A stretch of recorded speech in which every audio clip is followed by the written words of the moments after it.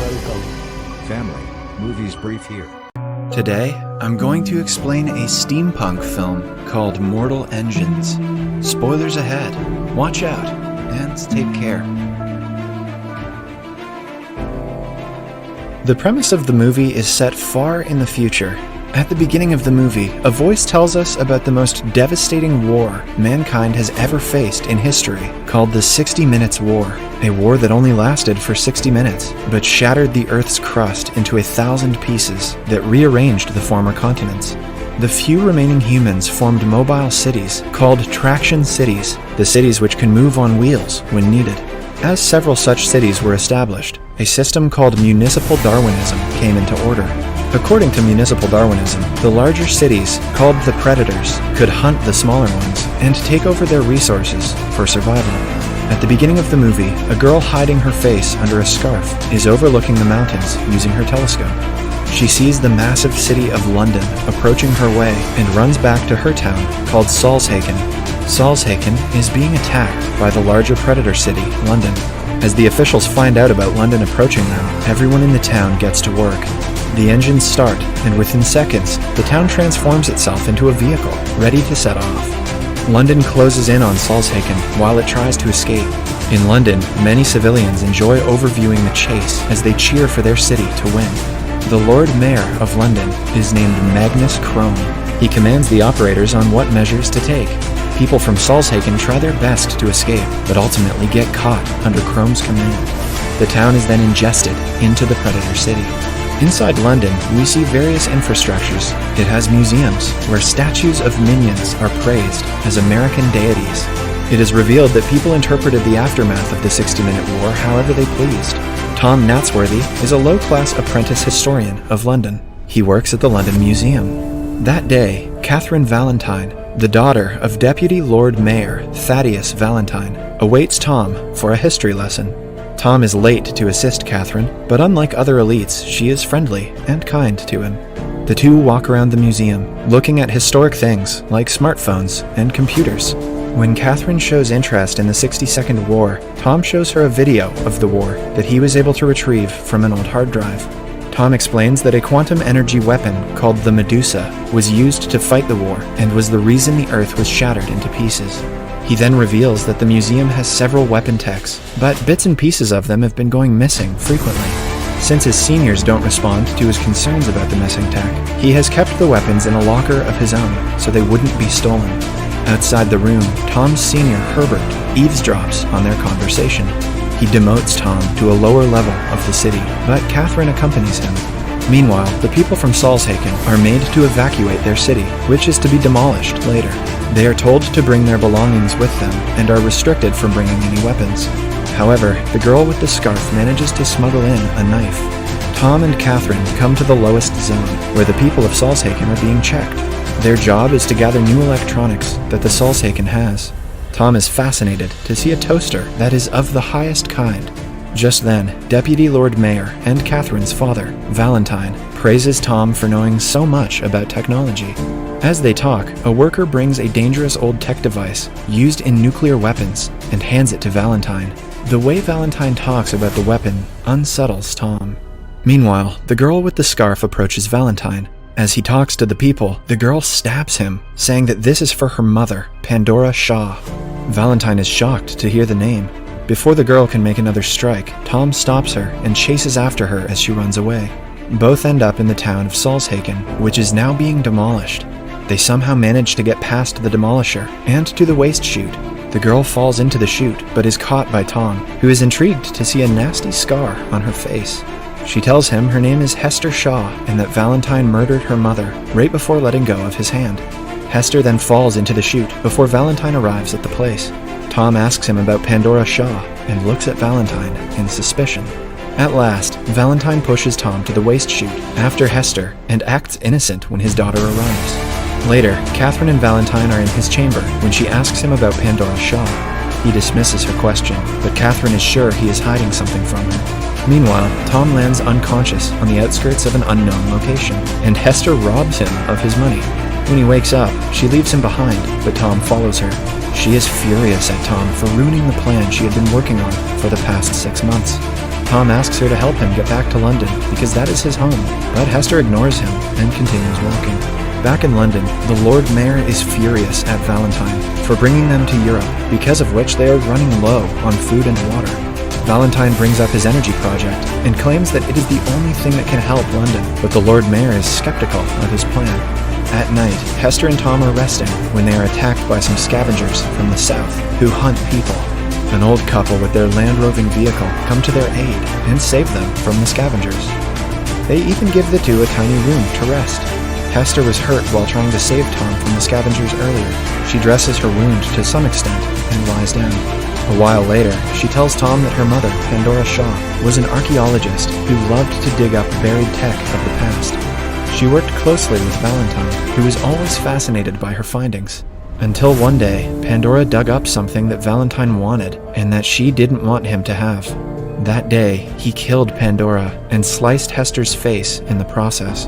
Hester also mentions a necklace that Pandora handed her before asking her to run away. A single tear rolls down her cheek as she finishes telling the story. Meanwhile, back in London, Valentine visits the repurposed St. Paul's Cathedral, where he is secretly developing the nuclear weapon Medusa. The historic tech that has gone missing from the museum was stolen by Valentine for the same purpose. He has realized that the small cities to hunt are starting to vanish, and soon London will have no food and resources. Hence, he wants to strike the non-moving kingdom of Shanguo, an anti-traction city that has all the resources London will need for hundreds of years. However, Shanguo is firmly protected by the shield wall. So, Valentine wants to create Medusa to destroy it and take over the city. After that, Valentine hears the news of a cyborg being found in the seas by a small town. He visits the creature when one of his companions tells him he will be of use to kill Hester. The creature is captured in a case and tells Valentine that Hester has broken a promise she made to him, because of which he wants to kill her. Hearing this, Valentine lets the creature go. In the meantime, Catherine visits Tom's friend Beavis to ask him what her father is hiding from her. Beavis somehow knows that Valentine pushed Tom into the chute. Catherine almost doesn't believe him when Beavis adds that her father is also running a secret project.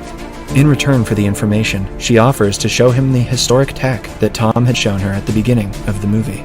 Meanwhile, Hester is still asleep aboard the old couple's vehicle when Tom wakes her up. He says that the vehicle has turned south, so the couple has lied to them.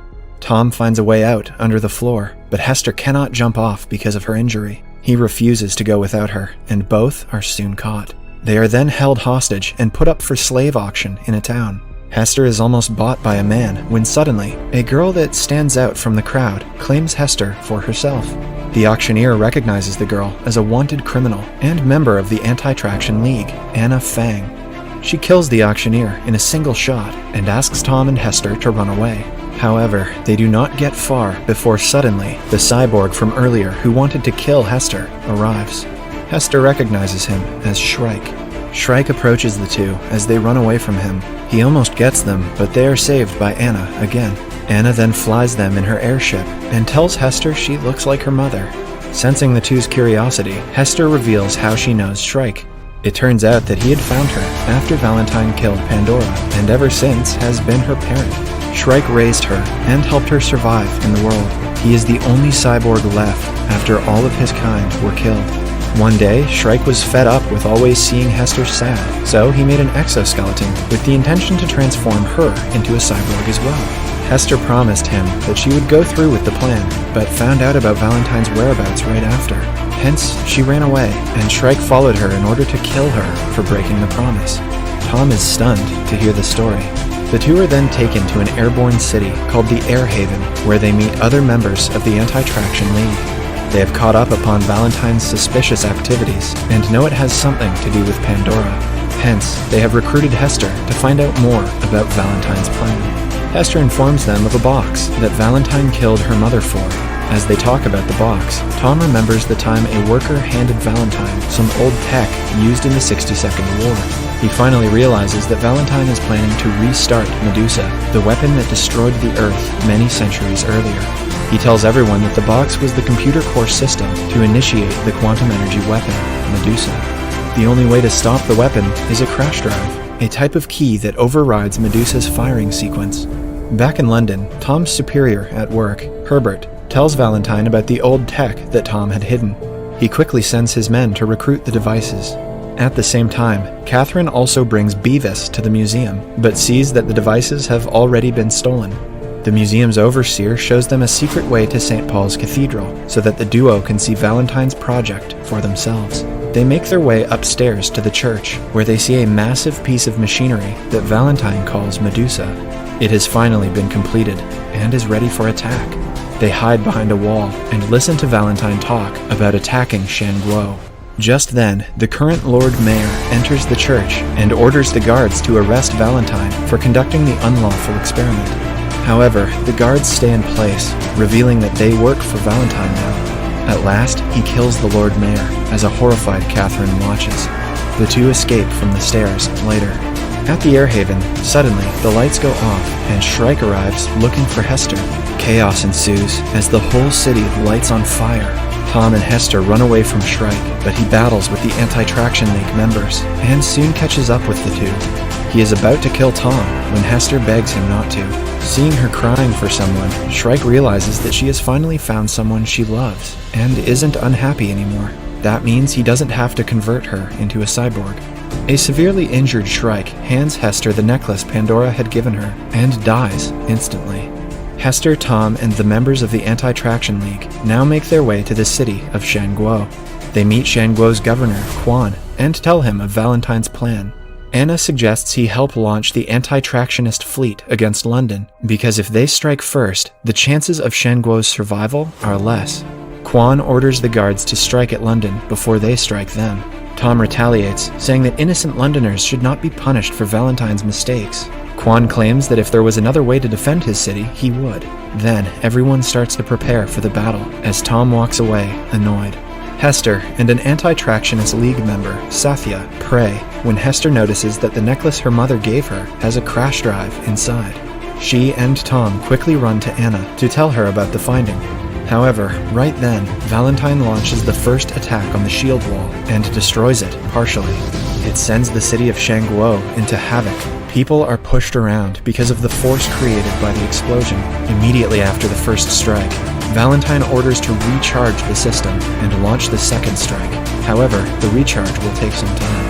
After getting the crash drive, Anna and the others from the Anti-Tractionist League, along with Hester and Tom, get on their respective ships and fly towards London. Intense air combat ensues between the two cities. Many of the Anti-Tractionist League's members are killed in the battle, but Anna, Tom, and Hester ascend unharmed. Anna manages to hover the aircraft above London, and Hester gets inside, taking the crash drive with her. Sometime later, she makes Tom handle the aircraft and gets herself to London as well. She attacks Valentine up front to distract him, so that Hester can use the drive to override the system. Now, only 60 seconds are left for the missile to be launched, but Hester manages to stop it in the last few seconds. Valentine looks over at Hester when Anna asks her to run away. He then pushes Anna from a platform, killing her. Valentine finally confronts his daughter Catherine outside and asks her to come with him to a safe place. She belittles him for killing everyone for power and runs inside. Inside the control room of London, Valentine's men kill all the operators. Enraged with his first plan not working, Valentine has decided to crash the whole of London into the shield wall to break it. Catherine tries to pull the brakes, but the system has been corrupted. She tells Tom about the situation through a radio. Tom then asks Catherine to open the engine's gate. He flies inside the engine system in his aircraft and destroys the engines by launching missiles in the hopes of stopping London from colliding with the wall. At the same time, Valentine gets on an aircraft to take off and avoid the crash himself. However, Hester confronts the man and points her gun at him. They get into a fight, and Hester remembers her mother had an affair with Valentine. The thought distracts her, and Valentine gets the upper hand. At last, she manages to free herself and latch on to Tom's aircraft. When she is safe, Tom launches a missile at Valentine's aircraft and finally kills him. London stops seconds before crashing into the wall, and all the residents come outside. They walk to Shanguo in the hopes of starting a new life. The movie ends as Tom and Hester hug, promising to travel the world with one another. Subscribe for more videos like this, turn on notifications, and leave a like to help the channel out. Thank you for watching.